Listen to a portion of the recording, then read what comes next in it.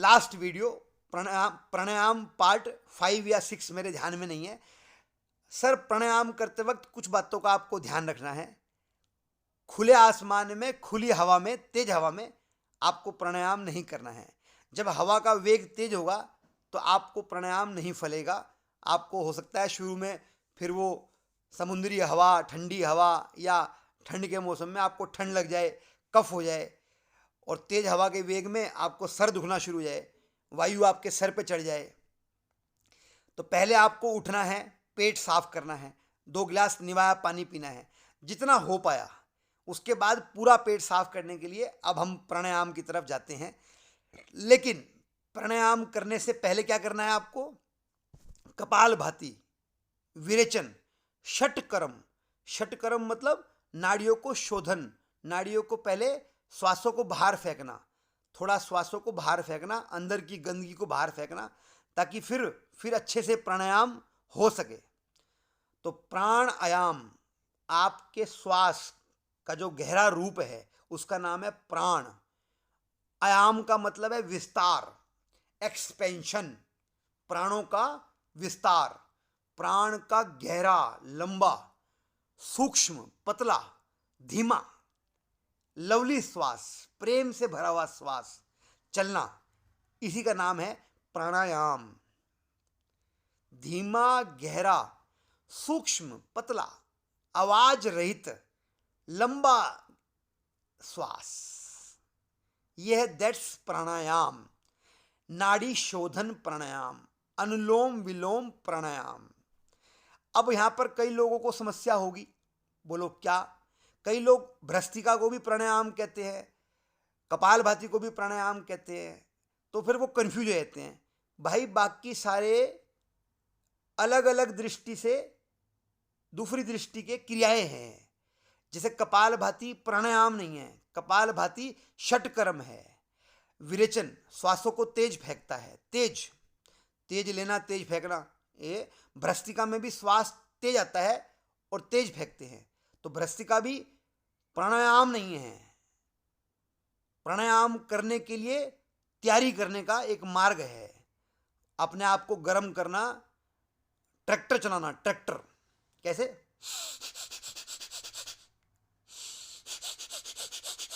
ये भ्रस्त्रिका है। तेज लेना, तेज छोड़ना, इससे ऊर्जा बनती है, थोड़ा शरीर में शरीर वार्म होता है, तो आपको प्राणायाम करने में आसानी होती है। तो ये प्राणायाम लेकिन नहीं है। कपालभाति और भ्रस्त्रिका, भ्रस्त्रिका वैसे प्राणायाम कह सकते हो आप, क्योंकि इसमें श्वास लेते भी हैं, छोड़ते भी हैं, पर इसकी गति बहुत तीव्र होती है, इसलिए ये मूल रूप से नाड़ी शोधन प्राणायाम से भिन्न है, अलग है। मुख्य तौर पे जो आपको शांति देगा, आनंद देगा, सामर्थ्य देगा, वो है प्राणायाम, नाड़ी शोधन प्राणायाम। जो व्यक्ति इसका शुरू में प्रयोग कर रहे हैं वो कुछ बातों का ध्यान रखना है। भाई साहब, अपने नीचे जब चौकड़ी मारोगे आप, तो या तो 6 इंच मोटी दरी डाल लेना, ताकि आपका गुद्दा, आपका जो नीचे वाला हिस्सा जहाँ से पोटी बाहर आती है, गुद्दा, आपके हिप्स, वो थोड़ा सा दब जाए, गद्दी के ऊपर लग जाए, ताकि जिससे ऑटोमेटिक मूल बंद लग जाता है अपने आप, और कमर सीधी रहती है। तो 6 इंच कितना होता है? ये 6 इंच का मतलब समझ लो आप, ये दरी पड़ी है, ये दरी को इतना मैंने मोड़ लिया, अब इतना मोड़ के मैंने अपने हिप्स के नीचे रख लिया, अपने हिप्स को दरी पे यहाँ टिका दिया, बाकी हिस्सा आगे रहा, तो पीछे से हल्का सा ये मोटा, इतना ऊंचा हो गया शरीर, पीछे से इतना सा, इतना मोटा हो गया, बस इतना। इससे क्या हुआ? आपकी रीढ़ सीधी हो जाएगी, आपका मूल बंद अपने आप लग जाएगा, गुद्दा हल्की सी दब जाएगी। प्राणायाम करते वक्त व्याकुलता, बेचैनी, तीव्र अभ्यास, तेज अभ्यास ना करें। खुली हवा, बहुत तेज हवा ना करें। सूरज के सामने ना करें। जब तेज सूरज हो, तेज गर्मी हो, तो प्राणायाम ना करें। उगते सूरज पे शुरुआत के 1-1.5 घंटा आप कर सकते हैं। ठीक है जी, अच्छी बात कही ना। तो ऐसे करके आपको प्राणायाम करना है। आपके आसपास, आप अपने घर में बैठे सुकून से, तो आसपास एक बार सारा घर अच्छे से डस्टिंग कर लें ताकि गंदगी आपके नाक के अंदर ना चढ़े। वेंटिलेशन, थोड़ा सा वेंटिलेशन कर लें, खिड़कियां खोल लें ताकि बाहर की अंदर की हवा, अंदर जो गुम बन रहा है वो गुम खत्म हो जाए। तो मैं तो क्या करता हूँ, सुबह उठता हूँ, पहले खिड़की खोलता हूँ थोड़ी सी, ताकि जिससे कमरे की हवा शुद्ध हो जाती है। फिर मैं जब फ्रेश होके आता हूँ आधे घंटे में, तो कमरे में एयर आर पार हो रही होती है, हवा, वेंटिलेशन हो गया, तो करने में आसानी होती है। जी, प्राणायाम जी। प्राण प्राण सिमरे गोविंद, मन अंदर की उतरे धुंड। श्वासों की माला नल सिमरा मैं, तेरा नाम बन जावा बंदा मैं तेरा, कृपा निधान। ये श्वासों की महिमा है। हनुमान बना देगा आपको, हनुमान प्रत्येक बीमारी से आपको मुक्त कर देगा।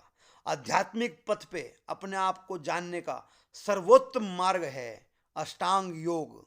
उसमें सर्वोत्तम क्रिया है प्राणायाम। जी, पूरे प्राउडली कह रहा हूँ, अष्टांग योग अपने आप को जानने का सर्वोत्तम मार्ग है। अष्टांग योग भी नहीं कहूँगा, महर्षि पतंजलि का दिया हुआ ये योग नहीं है, भगवान शिव से चलता आ रहा है। 5 लाख वर्षों से अगर जीवन है इंसान का, तो 5 लाख वर्षों से ये भगवान शिव की, शिव पुराण में कई तरह की क्रियाएं वायु को लेके ऑलरेडी वेदों में, शास्त्रों में बताई हुई है। तो ये आपके पास पहले से ही ज्ञान है पुराना। तो परमात्मा को जानने का सर्वोत्तम मार्ग है प्राणायाम। सभी कर सकते हैं, लेकिन देखा देखी साधे योग, खींचे काया बाढ़े रोग। अपने से अनुभवी व्यक्ति से आप इसको धैर्यपूर्वक सीख सकते हो। मेरे से संपर्क कर सकते हो अगर मैं हजम हो जाऊं तो, नहीं तो फिर आपको जो गुरु अच्छा लगे उसे बना लियो, कोई दिक्कत नहीं। मैं तो आपका दोस्त हूँ, बेवकूफ़ गधा। तो चलिए मेरे भाई, ऐसे करके हम प्राणायाम करते हैं। अब पूछते हैं कि पहले हम प्राणायाम कौन सी नाक से शुरू करें। तो नाक के दोनों के नीचे उंगली रखी और श्वास को छोड़ा। तो इधर इधर वाले नाक से मेरा स्वर मेरी उंगली पे तेज पड़ रहा है, श्वास तेज आ रहा है, इसमें थोड़ा कम आ रहा है। तो जिधर से अच्छा आ रहा है उधर से ही आप पहला श्वास शुरू करो, पहला श्वास उधर से ही शुरू करो। धीमा गहरा श्वास भरना, कुछ देर प्राणों को रोकना। रोकना भी किसको है? जो पुराना अभ्यासी है। जो अभ्यासी नया है उसको रोकना नहीं है, उसको लेना है और छोड़ना है। जब धीरे धीरे अभ्यास बढ़ जाए, मन शांत हो जाए, कुछ दिन आपको हो जाए, तो फिर प्राण को भरना, ऊपर रुकना, मतलब प्राण भर के सहज मन बैठना, और फिर धीरे धीरे प्राण को छोड़ना। तो ये हो गया पूरक। श्वास को भरने का मतलब होता है पूरक, रोकने का मतलब कुंभक, और छोड़ने का मतलब रेचक। बाहर छोड़ना रेचक, अंदर भर के कुंभक किया, इसको बोलते हैं आंतरिक कुंभक। बाहर छोड़ के कुछ देर के लिए रुक गए, नया श्वास नहीं लिया, इसको बोलते हैं बाह्य कुंभक। लेकिन ये अभ्यास कब करना है? जब थोड़ा अभ्यास निरंतर आप कर लो, आपको इसका लाभ मिल जाए, आप थोड़े शांत रहने लग जाओ, आपका मन स्थिर हो जाए। प्राणायाम करने वाले व्यक्ति का मन प्रत्याहार नियंत्रित हो जाता है, उसकी सारी इंद्रियां उसके कंट्रोल में रहती हैं। और हार्य न राम बिसार्य न राम, वो पवन पुत्र हनुमान की संतान हो जाती है। अदम्य साहस, अदम्य बल, हवा में उड़ना,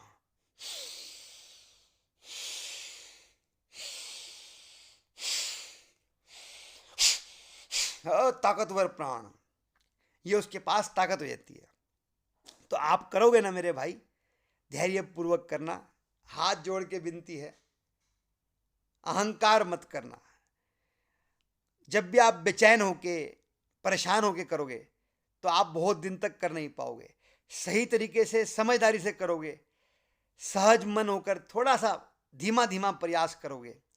पहले धीमा गहरा श्वास हल्का सा भरोगे और धीमा धीमा श्वास छोड़ोगे।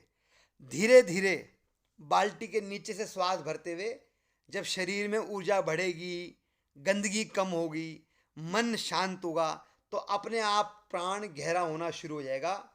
आपको इसको लंबा करने की कोशिश नहीं करनी है। प्राणायाम शुरुआत से ही लंबा श्वास भरने की जरूरत नहीं है। थोड़ा भरें, ज़्यादा छोड़ें।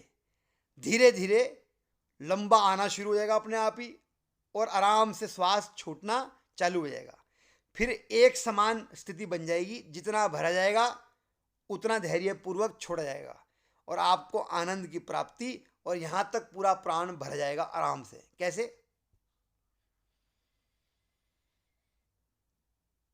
ये मैंने पूरा भर लिया।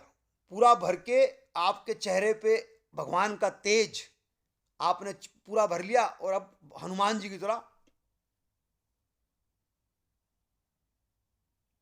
यहां पर कुंभक कर लिया। श्वास को फेफड़ों में और यहां पर रोक लिया और कुंभक कर लिया।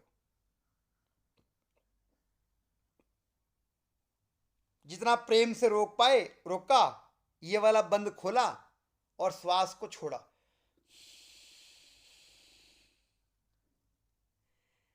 हो जाओगे हनुमान। गाओ हनुमान जी के भजन, बनो हनुमान। क्या हनुमान जी का रट्टा मारते हो, हर समय पूजा करते हो, उनके मंदिरों में जाते हो, लेकिन जो उनका नाम है पवन पुत्र हनुमान हैं, जो वो संस्कार है उनके, जो वो पवित्र हृदय हैं, विराट हृदय हैं, सबको समाहित करते हैं, वो तो आप कभी नहीं करते। मन निर्मल तो आपका है नहीं। भगवान राम के रास्ते पे तो आप चलते नहीं। वो हनुमान जी तो भगवान राम के परम भक्त हैं, सहज रहते हैं, ईमानदार है, बेहद ईमानदार हैं और प्रसन्नचित्त रहते हैं, कभी तनाव में प्रयास नहीं करते। चलिए राम राम जी, राम राम। गुड लक मेरे भाई।